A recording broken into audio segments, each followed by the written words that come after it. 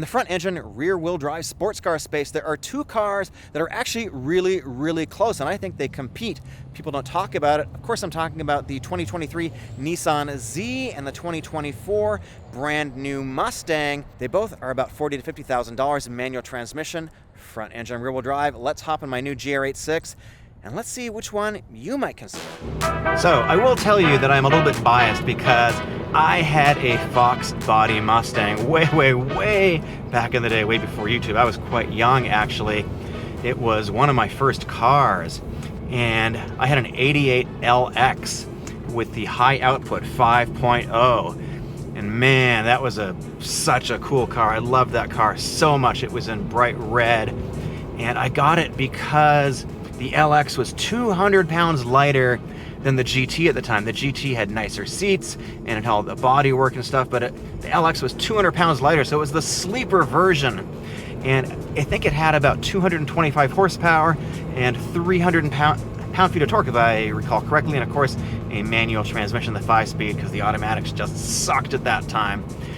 And it was a pretty powerful car for its time. Interestingly enough, this is now 40 years later or something like that.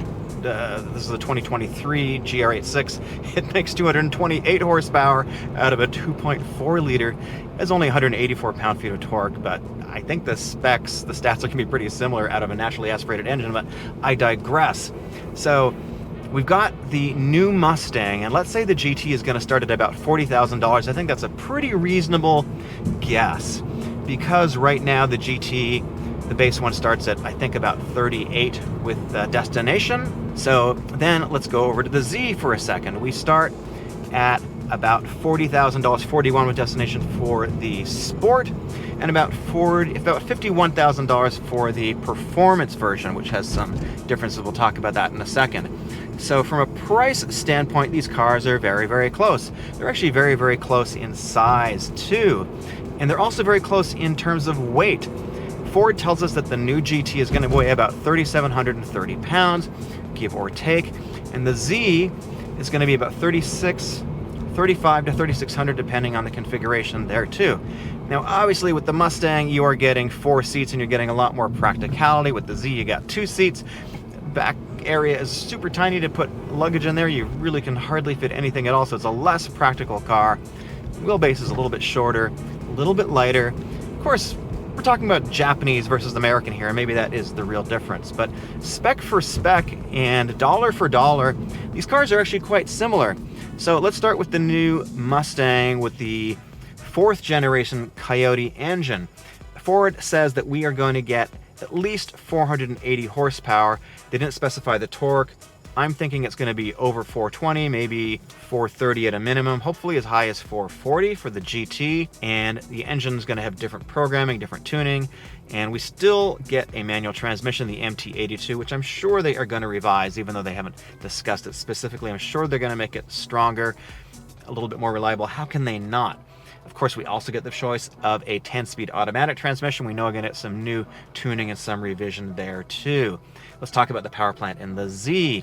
Now, we get a 3-liter V6. It's the VR30 DDTT, and of course it is turbo, and we make 400 horsepower and 350 pound-feet of torque. So the option for tuning it is a lot better than it is in the Mustang. Just going to put that out there. Now, of course, it also comes with a 6-speed manual transmission, and you can get it with a 9-speed automatic, which is it's a Mercedes-based unit, but don't let anybody tell you that, because they kind of keep that hush-hush.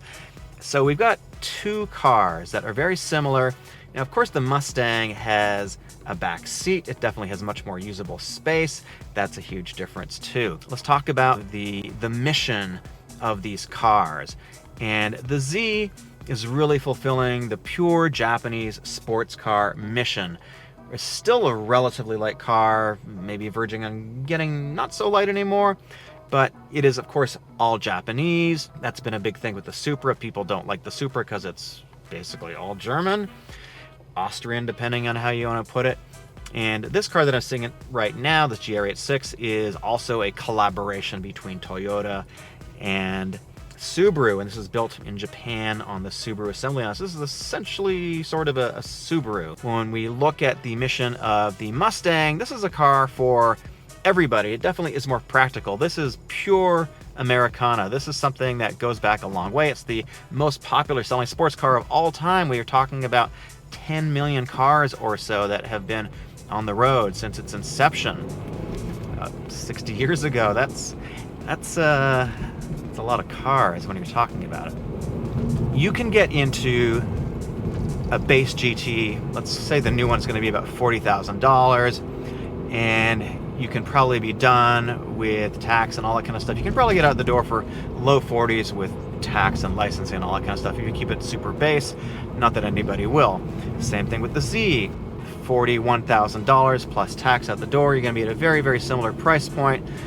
If you just care about straight line speed, Mustang's going to be faster. The power to weight ratio is better. It's got more power.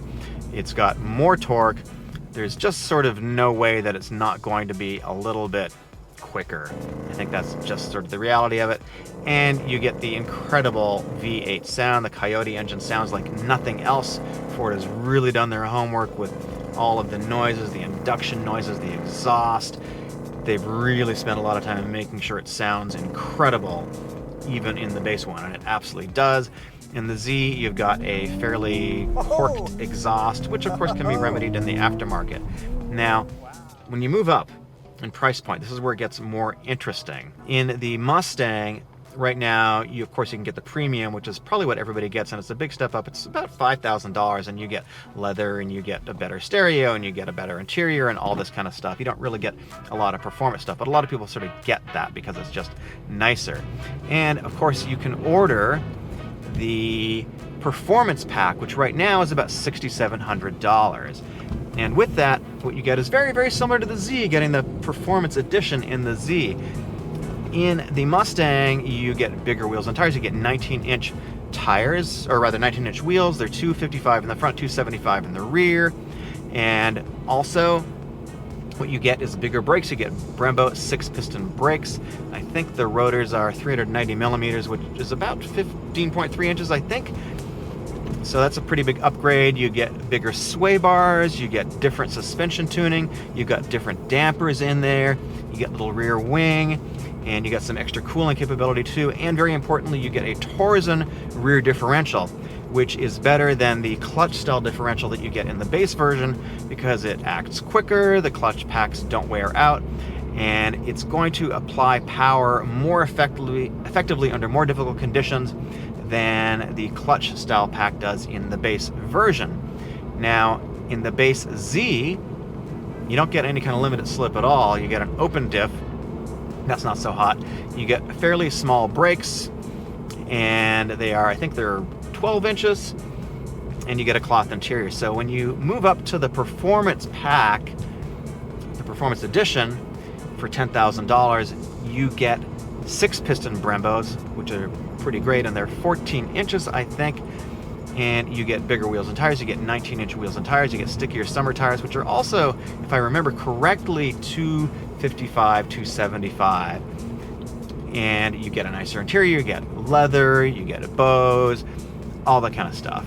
So in the Mustang, if you move up to the premium package and you add on the performance package, we're going to be somewhere north of $50,000, but if you keep it stock, keep it base rather, and the performance package, you're going to be about $50,000. So these two cars are priced similarly for a reason. I mean, Nissan is not calling the shots. Ford is calling the shots with respect to pricing here, but Nissan is playing along, and they're pricing it very similarly. So let me know your thoughts. Which one would you get? Which one are you thinking of getting if you're thinking of getting a new car? And yes, these are both pretty expensive cars nowadays. The cost of cars have gone up more than people's salaries over the years. I fully recognize that a $50,000 car is not a cheap car by any means. For most people, it is quite expensive. And what's really interesting is that when I look at who watches my videos and I look at the age demographic, it varies by car. So when I did a series of Mustang videos recently, when I was at the reveal in Detroit, I looked at those videos. The average age of you guys watching is about 34 to 45.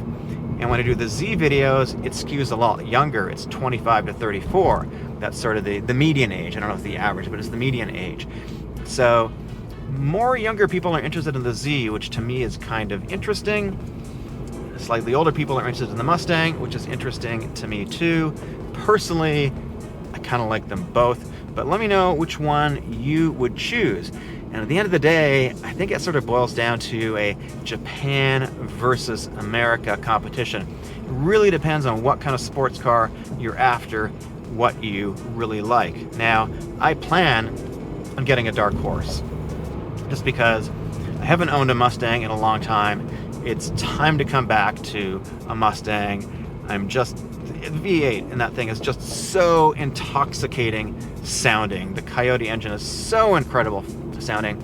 And the Mach 1 that I drove in 2020 was frankly one of the most fun times I've ever had in a car in recent memory. It's an incredible vehicle. And yes, the dark horse is going to be replacing the Mach 1, at least for now. They're not going to be sold side by side. It is a replacement, essentially. So the Mach 1 is going to go away. It's not the GT350 replacement. It definitely is the Mach 1 replacement. That's just sort of how it's going to be, and that's what it is. So let me know what you're thinking. Now, I've got some more cool stories about my Mustang LX that I'll share in the future, but I'm also a Japanese sports car nerd. I haven't owned too many. Well, actually, that's a lie. I've owned a WRX. I've actually owned some Japanese sports cars over the years, and so did my dad. My dad really got me into sports cars, so he had an old Corolla, which we used to rip around in. Now, I am going to be putting a deposit on a dark horse shortly. I need to start doing my dealer calls. I'm hoping to get it at MSRP or very, very close. Follow along with the story. I've got another Mustang video right over here. You should definitely click it. Thanks for watching.